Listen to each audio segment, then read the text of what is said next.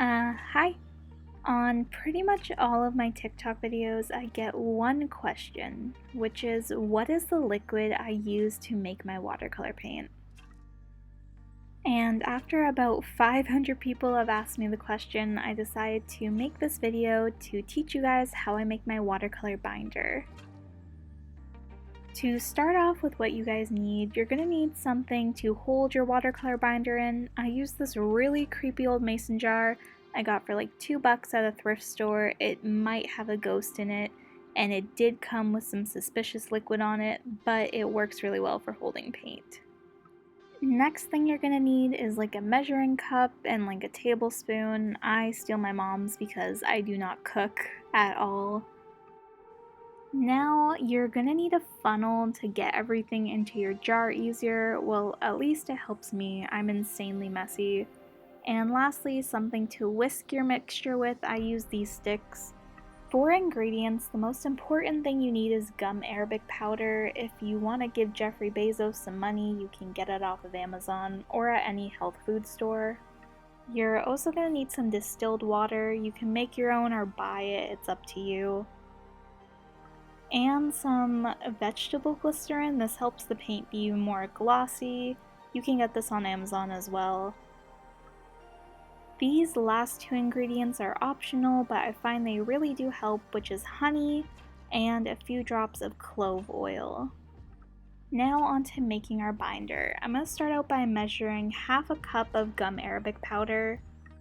I make a lot of watercolor paint, so this recipe makes a lot of paint binder. You can half it if you don't think you're going to be using all of it.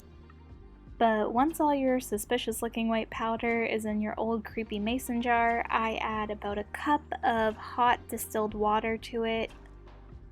Once you do that, you'll be gifted with this disgusting looking mixture. Doesn't that look very appetizing? But anyway, I'm gonna whisk this together for a little bit. You're not gonna be able to get all the clumps out right away. That's okay, don't worry about it. After mixing for a little bit, it should start to smooth out a little. It should kind of look like liquid honey. But no matter what, it still kind of looks a little gross.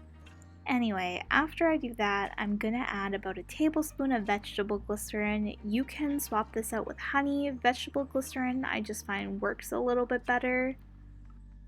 This also helps the paint look a little less chalky if you're using more powdery pigment to make paint. After that, I'm gonna add about half a tablespoon of honey. I've heard this helps the paint re-wet better. I'm not sure, but I've always added it and I find it makes the paint really moist. I can't believe I just said the word moist on the internet. Anyway, now I'm going to add a couple drops of clove oil. This apparently helps the paint binder and the paint last longer. I'm not sure if it's true. If anything, it just makes the paint smell really nice, which is always a win.